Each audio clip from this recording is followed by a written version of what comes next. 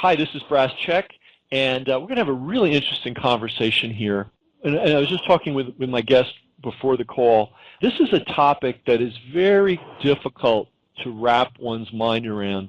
And the reason for that is the level of disinformation, relentless, professional, widespread disinformation is so huge, it's very hard to just get any clarity on the subject at all. And there's probably a good reason why a lot of disinformation has been pumped into this topic. And we're going to talk about that, and we're going to talk about an organization that does a very thorough and credible and professional job of trying to cut through all the smoke and mirrors and get to the truth. Now, the topic is UFOs. Now, what is a UFO? It's an unidentified flying object. Now, clearly, unidentified flying objects exist because all the time people are seeing things which cannot be properly identified. Now, what does that mean is a whole other story. So today on the line, we've got Ben Moss with Mufon, which is the Mutual UFO Network. He's the chief field investigator for the state of Virginia. So, Ben, the first thing I'm going to ask is if you can tell us a little bit about Mufon. I know a lot of my listeners are aware of it to various degrees, how it's structured, how it works, and what its goals are. Yeah, the MUFON mission statement is a scientific study of UFOs for the benefit of mankind. So basically that means we're trying to figure out what the phenomenon is, and that ties into all kinds of things like new technology, new propulsion, use of different exotic type of technologies like magnetohydrodynamics, and it gets pretty deep. But as far as my case studies have gone, and I look at hundreds of cases, there is a phenomena going on, and some of it does not appear to be our technology. Got it. And this is very interesting. So you guys aren't just tracking events and transcribing what people are saying. You're also analyzing the nature of the technology that seems to be employed. Is that right? Yeah, we investigate the cases. A lot of them are easy to solve. We get a lot around the 4th of July, and when Jupiter, Venus, and I think Saturn had a close conjunction, which looked pretty cool in the sky. We had a lot of cases call in on that, and those are pretty easy to go through pretty quickly because they give us the area of the sky, and we know there was an astronomical event happening at that time. So it's tough. I mean, the more you get into cases that seem to be something very strange going on, and credible witnesses, the stranger it gets. And it's like, I guess Arthur C. Clarke said, a technology that's sufficiently advanced, whether it be 100 years, 1,000 years, or a million years, is going to look like magic to us. And that's what some of these things just appear to be, an unexplainable phenomena, an anomaly that traverses our skies. Gotcha. So I think it's really important for listeners to appreciate that MUFON doesn't have an agenda. They're not trying to prove that UFOs exist. It sounds like what you're trying to do is make sure that anybody that has a report has a place to bring it, and then you apply critical thinking and analytic skills, like, for instance, where Jupiter and Venus conjoined that night in the western sky. That may explain what a lot of people saw. So this is really interesting. So now you're the chief field investigator for Virginia. So I guess that implies that other states have investigative offices. Yeah, there's about 30, 35 of us all together.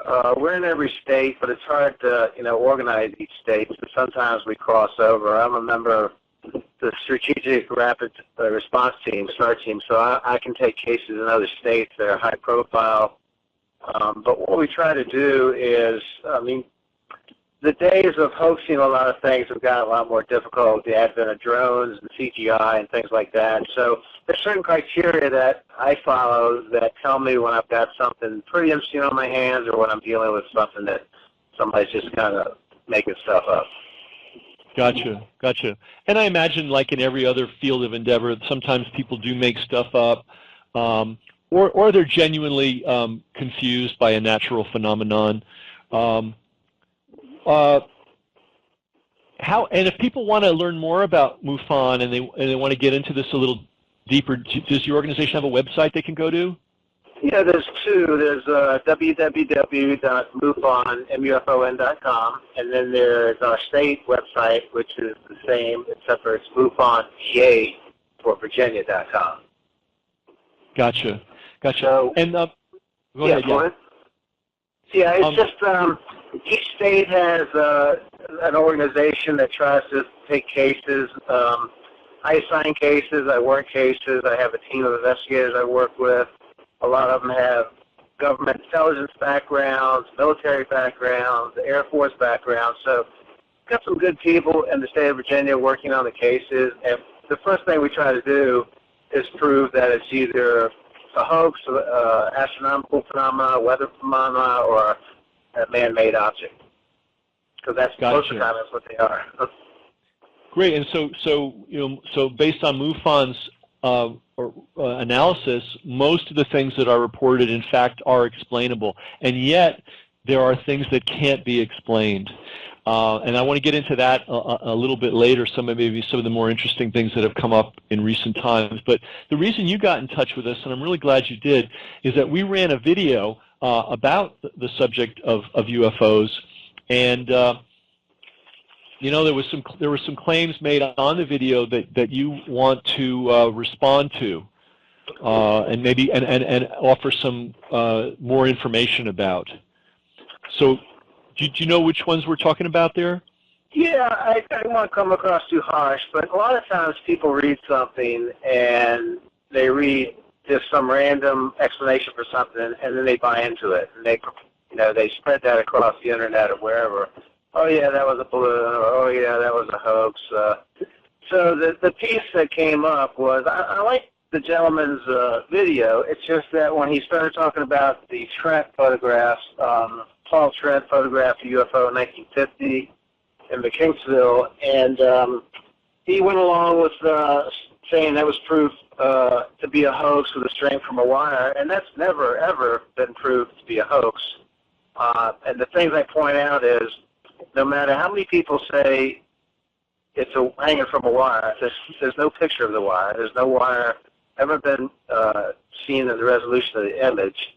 The Trents themselves are not the kind of people, and that's kind of story background. There's no evidence either way. But the Trents are not the kind of people to hoax something. They actually were not wealthy. They took 2 shots of this object and waited, a long time until they finished the roll to actually get it developed. They never made any money about it. They went to they both passed away, never saying anything different. The object that Bruce Maccabee did some really great analysis of it, and then working with Ray Stanford, who was the original Socorro incident investigator, who's in his 70s now. He just took the raw image, and in the raw image you can see this, what looks to be a plasma downflow or vortex below the object. And when the Trent said it tilted towards them, they got hit by a blast of warm air. And in the raw picture, you can see this vortex below the craft, and it's nowhere else.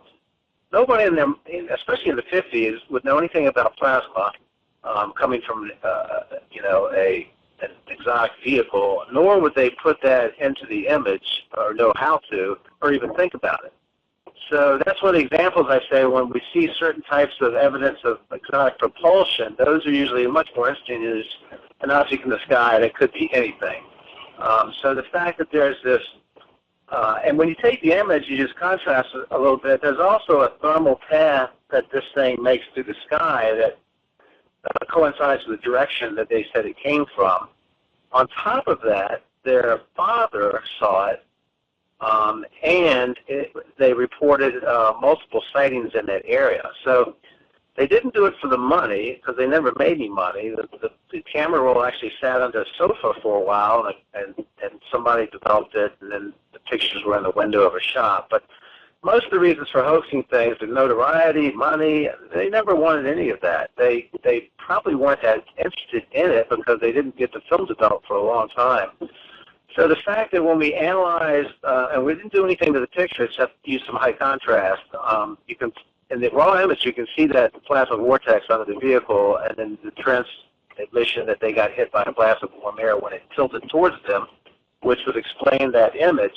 And then the fact that there's a thermal path through what was probably dust. It was 7:30 at night, and there's a lot of fog in that area. The light's more polarized then, so you can see things a little bit clearer. But everything about that picture tends to lend the fact that it was a real object about 30 feet in diameter, some ways from the camera. This math that the guy referenced, that this mathematics supposedly proved there was a string hanging from the object, that stuff's been wrong a lot. And if, particularly that particular group of people, kind of reaching out on a limb there, it just doesn't add up. The math is not correct. There's no bend in the wire where this thing's hanging from. At first they said it was one of the mirrors from a truck, which is probably 8 pounds, which definitely have pulled that wire down. There's also, in some of the photos, these were in Life magazine, by the way, but some of the photos, there was a ladder that their child was on. They said they took the ladder and threw a string over the wire. Well, the ladder's about 6 feet tall. The wire is about 30 feet up in the air, and I don't think anybody played with high-tension wires back then, but it's just kind of ludicrous that people would say that this was solved as a hoax when there's absolutely no evidence of the string, of the bend in the wire. The object is a little bit different size in each picture, meaning it's moving towards the viewer at the time. But, you know, the string theory has been out there a long time, and nobody's ever imaged a picture of that string. So that's what kind of got me going. It's like saying Roswell was a weather balloon. Well, the government had 4 explanations for Roswell. I don't know what it was, but it certainly wasn't a weather balloon. Right, right. And, yeah, I think, to me, one of the most compelling things is that when this was taken, you know, now we live in the digital age, and manipulating, you know, visual imagery is a breeze. It was not easy to do back in those days. You had to be a professional with a lab. You had to know what you were doing, and it sounds like these folks were just, they saw something, they took a picture, didn't make a big difference in their life. It's interesting. Now is there I think you referenced a group. Is there a particular group that's out there consistently debunking or you know, trying to debunk phenomena like this? Is there one group, or are there a number? There's a bunch of people. I mean, the government themselves will set people up for disinformation because the bottom line is, and I believe that there is something that's traveling our skies with very high technology that's not made on this planet. To say what it is a big leap of faith. I can't say it's aliens or time travelers or interdimensional. I mean, if you know anything about quantum physics and string theory, it could be time-traveling extra-dimensional aliens, you know? It could be none of the above. But the thing is that when some of these objects display really advanced physics and they're not even built to fly in atmosphere. A lot of discs have been seen flying edge on, as have other types of craft. It's just that you can't read about something and think it's solved until you do a little homework, and almost nobody does homework. As far as this one, you know, it's either a string or it's real, and a lot of people that decide either way haven't really investigated it. That's our job. We investigate things. So when Ray Stanford initially broke down this image, the plasma downflow was obviously there. And so I took the raw image, Tony Angiola and I, we did the same, you know, we didn't ask Ray how to analyze it. We started using just Photoshop to analyze it, contrast, and sure enough, that plasma downflow is very clear. It's not a run off the emulsion or anything like that. The photograph actually has fingerprints on it. That's how poorly it was handled at the time. So in addition to the fact that there's evidence of exotic propulsion, there's no reason that Paul Trent would make this up, that his father would also join in on the hoax, and that they go to their deathbed, you know, not saying, sorry, we didn't mean to do that. It's just not the type of people to do that. Now, that's not evidence, but I think the picture itself shows enough unusual things in it to say that this was a real object some distance from the camera and that their story is 100% true. Well, it's interesting too that the visual artifacts that suggest plasma propulsion were not even noticed in the initial presentation of the photo. In other words, if somebody was trying to fake that, right? If somebody was trying to fake this, they would have pointed that out, assuming they could even see it, and made a big deal out of it. But nobody did, and it sounds like all the focus has been on this supposed string, which you say is only provable by faulty math.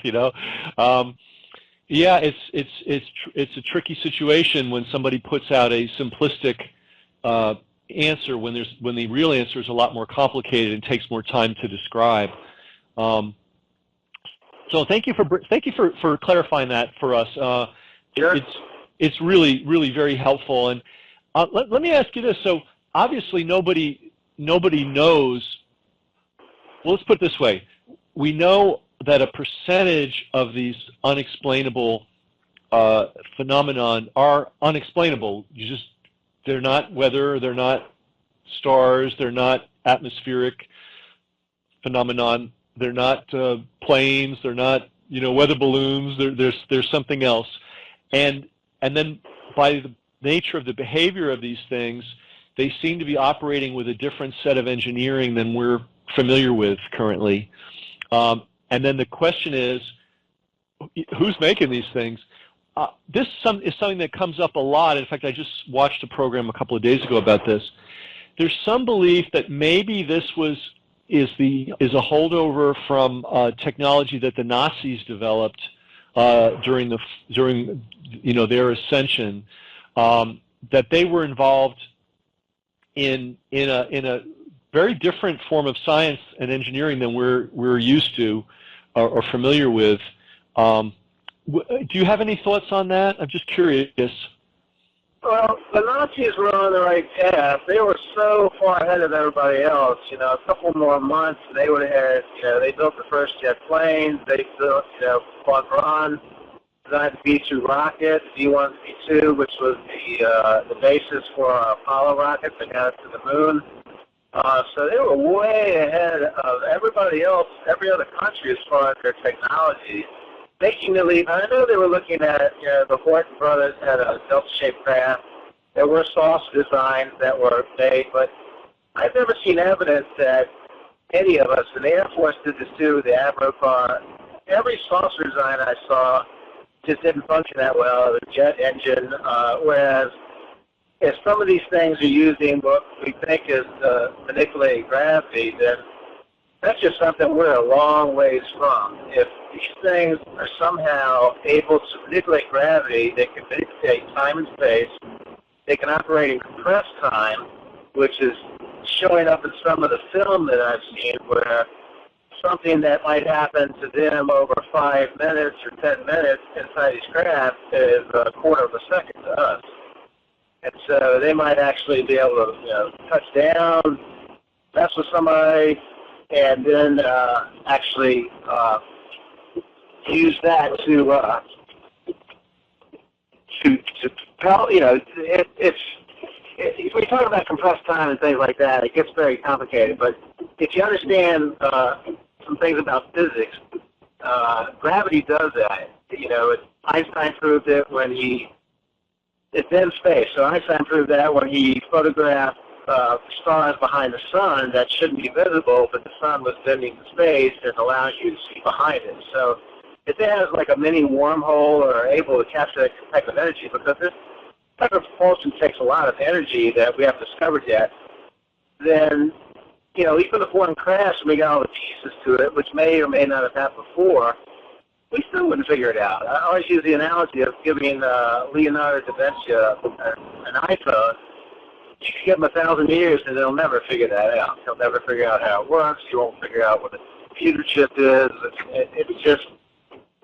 It's when you come across what looks to be the real thing, it's so strange that you know you're onto something. Gotcha. Yeah, because an iPhone presupposes all kinds of esoteric knowledge, knowing various manufacturing techniques, knowing all kinds of things that if you don't have that background, the actual artifact itself, bizarre as it may appear, is going to be incomprehensible. Exactly. Wow. Wow. So part of, just to give you an idea, and for any listeners, if you go to our Mufon PA website, click on my name in the articles, my analysis of the trend photo is there with some pretty clear images of the plasma downflow. But what we're trying to do here in Virginia, we still work cases, but the first thing we got to determine when we get cases, are we starting with a hoax? So most of us we're trying to get a lot of equipment together, but we're filming our own things in the daytime, which is the best time to film because these things seem to be around a lot. But we're filming our own objects in the sky, and that way we want to start with whether or not this is real or a hoax or somebody trying to pull our leg with some CGI. So you're creating like a database of real imagery that you can compare against things that people bring in?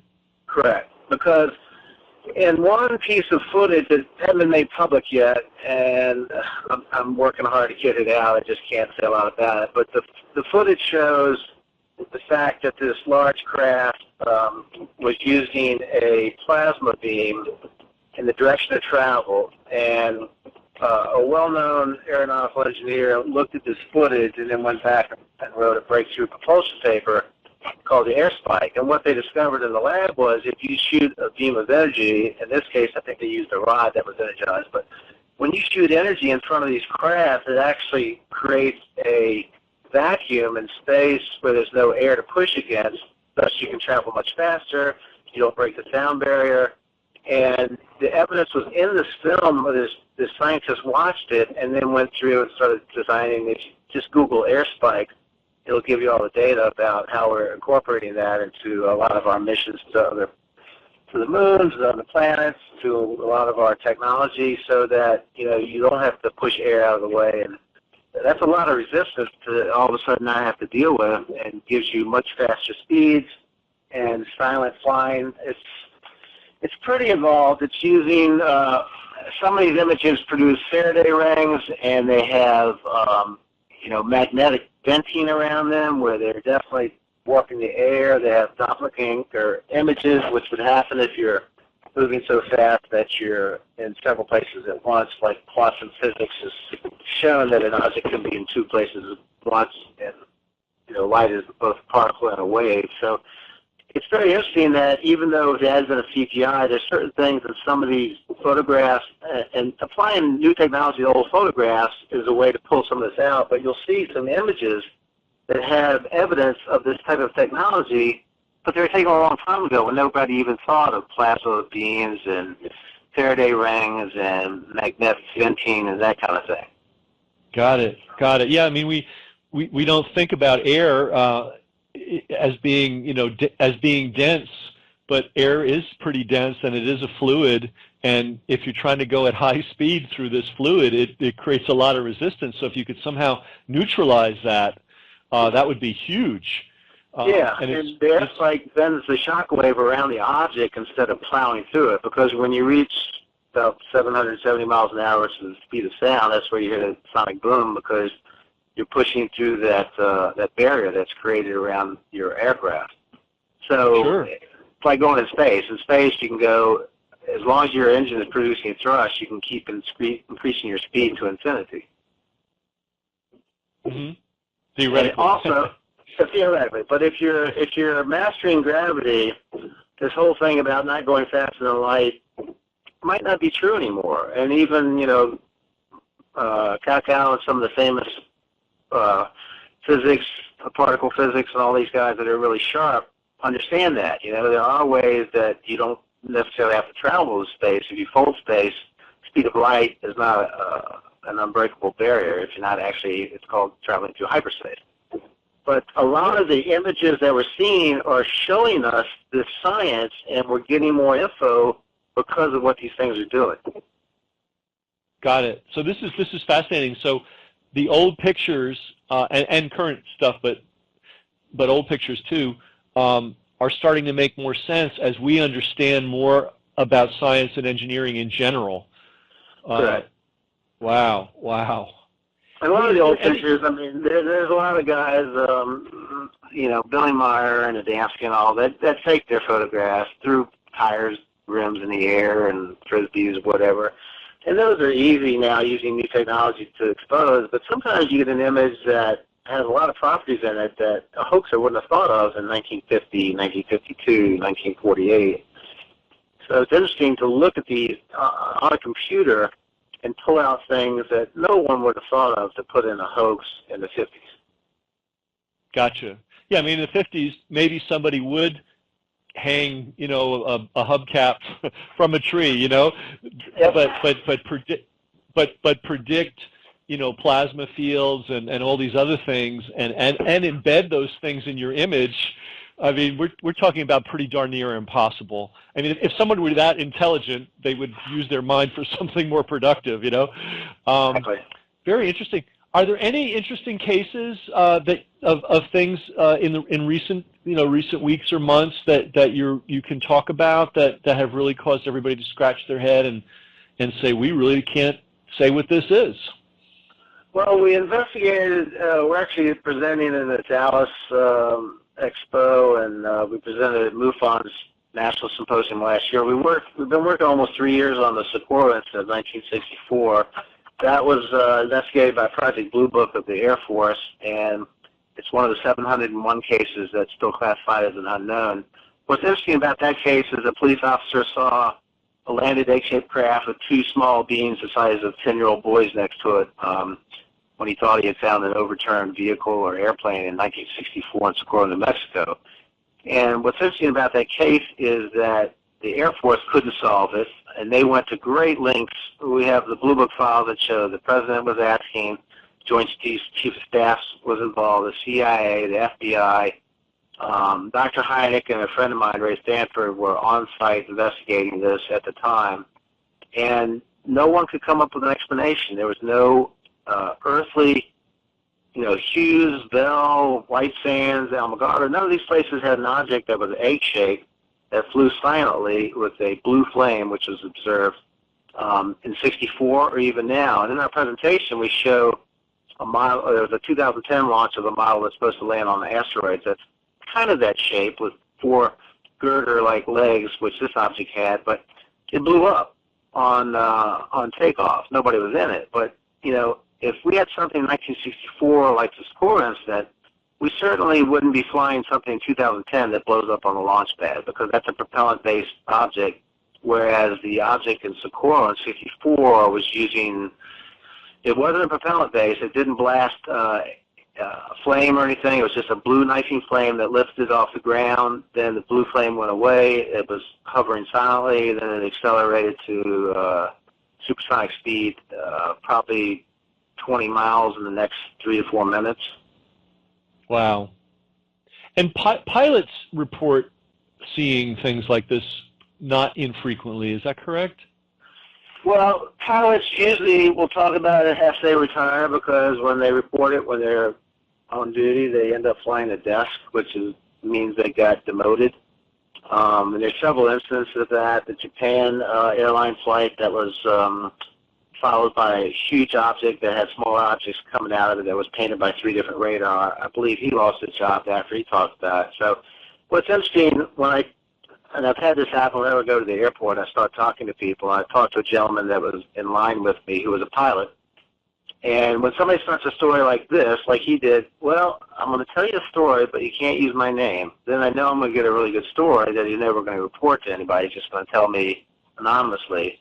And that's exactly what this gentleman did. He was a military pilot. He was pulled out of line at Washington National once, told he had to fly on a transport plane to, I think, somewhere in Asia, and the SEAL team was on the plane, and he said, hey, what are you guys? You guys going after the people crossing the border? I think it was Cambodia. And they said, no, and they knew he had clearance and everything, and he said, a little bit more interesting. We have UFOs passing through the border and apparently landing in this area, so we're going to investigate it. Of course, you never hear about that publicly, but I've had a lot of pilots and some astronauts tell me stories off the record that let me know that there's something going on. The government is pretty sure they know about it. I don't think they know what it is. It's that the thing is, if you have this high technology visiting us, they would clamp it down. They would make it so secret because the military implications are incredible. If you have an object that can perform like some of these do, you would win every war if you could, travel faster than the speed of light and disappear and reappear and have energy-directed weapons. So anything regarding UFOs that's real, it's a military, black, top-secret project. And when they find something that's really good, it'll become classified. You'll never hear about it again. And then to the public, they'll say, it was nothing. It was a weather balloon. Right, or a string or a blimp. Yeah, what's interesting is we get a lot of triangle reports in Virginia, and I'm pretty sure that these are military. And one thing we discovered recently, because we had some good footage of a triangle flying over a highway in Virginia, the only known very large triangular-shaped drone is flown out of Virginia in the whole country. And so that would easily look very unusual to somebody on the ground. But I'd say a good, of 10% of cases that are really unusual, probably 8% are military objects, man-made. Mm-hmm. So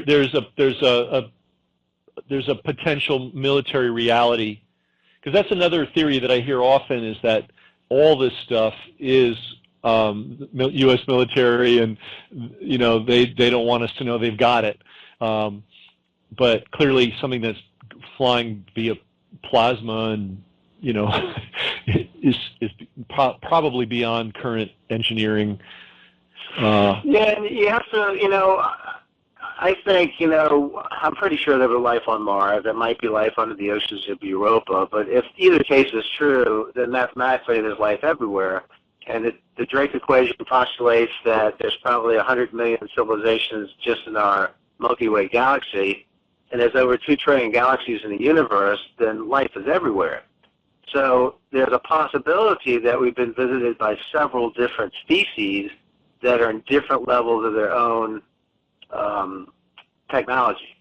So that's why some of them are different, some are a little bit cruder, and even though we fly to Mars and different places, we crash all the time, and it's not unusual if these things are remotely piloted or piloted by some type of sentient clone that occasionally they come down, occasionally they run into trouble, occasionally they don't work properly, and they're probably a long ways from home.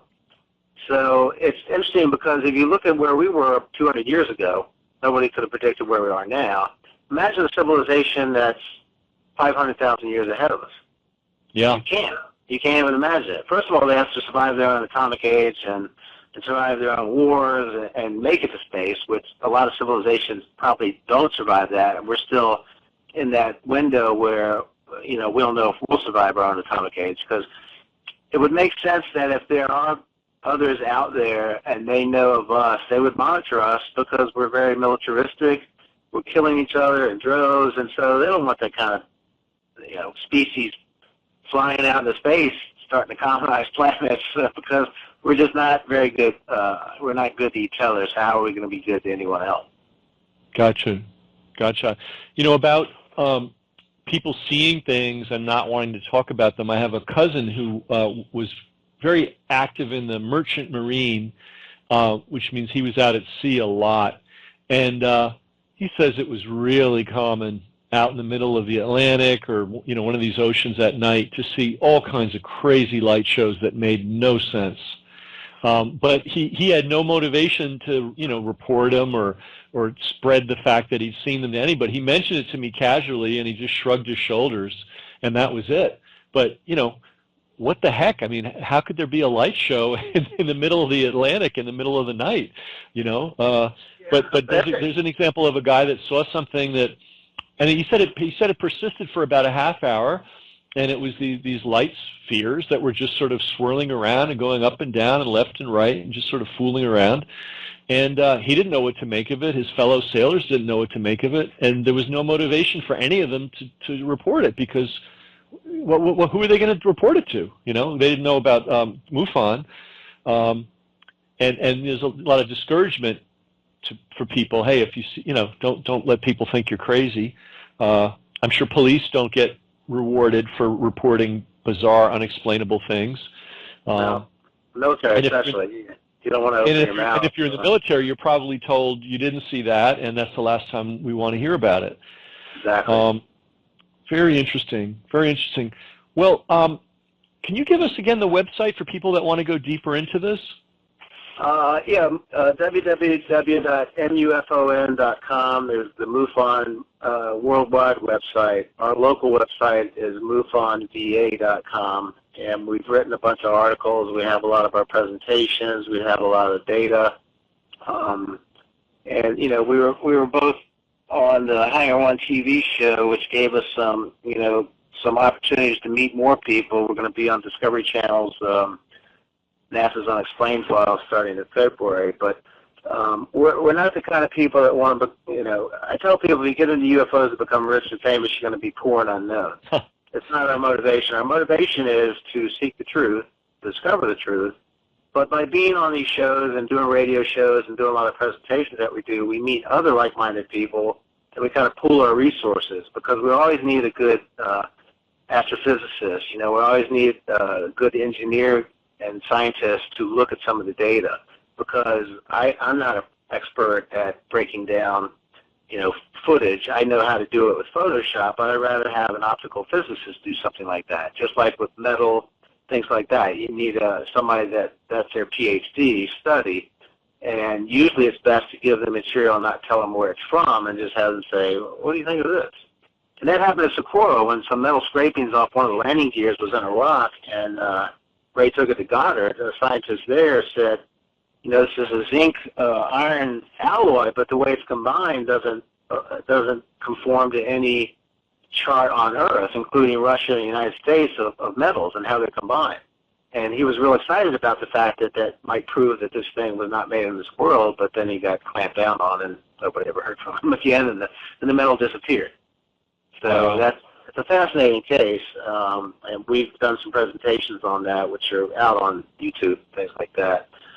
But, when you dig into it and sometimes you're confronted with things, it's best to not hear from, do some homework and, look around in the daytime. People are always looking down at their cell phones and not looking up anymore. There could be stuff going on above you that would be much more fascinating than what you got on your cell phone, but a whole different world out there now. And you said earlier that there's a lot of activity in daylight. Is that so?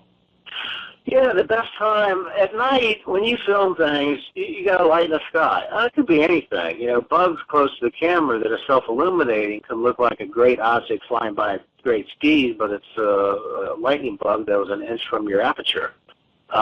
In the daytime, especially at dawn and dusk, the light is polarized. That's a really good time to catch objects because there's not as much, say, noise in the air. The air is ionized. It's easier to see things. And because of the types of propulsions these things use, they'll produce colors. Plasma can be green and red and orange, but they'll produce these colors that kind of give away the fact that you're dealing with something using some type of propulsion that's not a drone, it's not a propellant, it's not a blade. And so daytime you get a lot more data also. And these things are around. I mean, it's so many times people have filmed a normal event or taken a picture of a normal event and then kept something in the background that they didn't see. And a lot of times it's a bird, it's a bug, it's a problem with the camera lens or something, but sometimes it's something really extraordinary. So, before making a decision either way, I tell people do a little homework and go out and try to find these things yourself. You might be surprised by what you see. Cool. And if somebody does capture something on film or even has something maybe that they see, they can contact a MUFON MUFON websites, and there's a way for people to make reports on the website? Yeah, you can go in, make a report. If it's in my state, it'll be assigned to me. And whichever state you're in, it gets assigned to that chief field investigator. But, we try to do the best we can. Like I said, we usually start with trying to prove it's not something unusual. It's kind of Occam's razor where what you're left with is probably what the answer is. But sometimes you get footage and descriptions and reactions of very credible people like pilots, military, policemen, where they were truly freaked out, and they have some really weird footage, or they took some weird pictures, or there were weird effects. You know, all the animals got quiet. You could hear a pin drop. Or they're on a road where no cars went by when something unusual happened. So there's a high degree of strangeness with some of these cases. The closer they are, the stranger it is. The further away they are, you know, it's hard to tell. But there's a lot that can be gathered from searching around in the daytime. Like I said, at night, it's just hard to determine what you're getting. There's none of this data. The best thing, which Ray used to do in the 70s, and which is starting to get done again, is have a gravimeter and a magnetometer, so you can record fluctuations in the electromagnetic field, and also get a certain pulse. I think it's about 60 hertz that shows up on a lot of these with instrumented studies, where these things affect many different fields, magnetic fields, electromagnetic fields, and are causing the change around them because of the exotic propulsion they're using. Got it. And then that shows up on film. And that can be, so you can see it on the film, but if you have the right instruments, you could also measure it.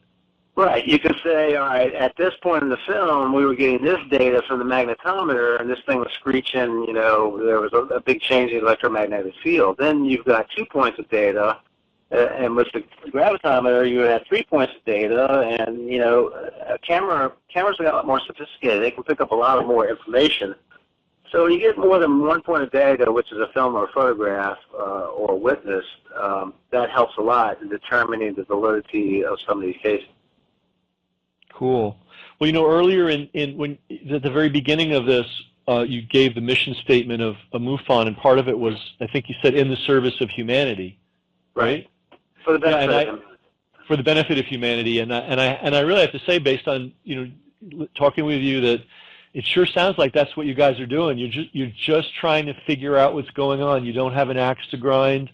You're not trying to prove that UFOs exist, but you're also not you're also looking at things that are anomalous and measuring them, and, you know, making your best estimates as to what they might be or could be.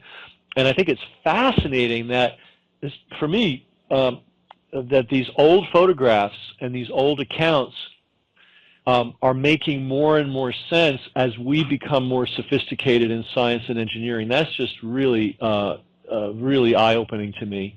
Yeah. So, yeah. So, Ben, just to add to that, there's a famous picture from the 50s, I believe an engineer took in Brazil. It shows a cigar-shaped silver object traversing the sky with a big plume coming out of the back of it. A kind of a man-made looking object, but in the 50s, I don't know of any silver cigar-shaped objects with no fins or wings or anything that were flying around. But the interesting thing about that photo, and a lot of people wouldn't have thought of this, is using new technology, when you blow it up, the object is reflected in the river below it.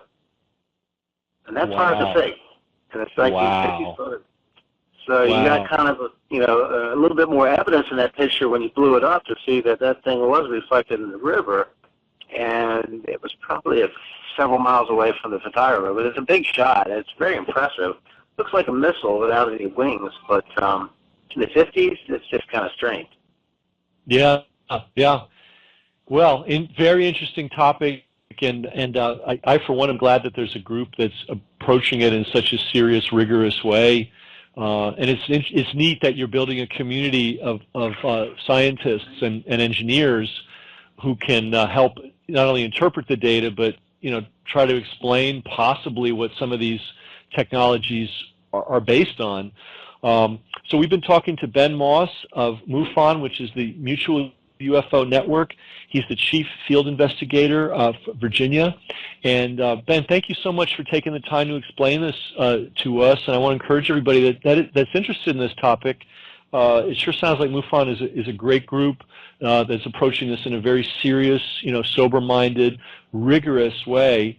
And maybe this is our path through all the disinformation to actually get to maybe not answers, but at least intelligent questions about what's going on. So Ben, thank you very much for writing us and for taking the time to explain some of these things. I've really been educated, and I really appreciate it.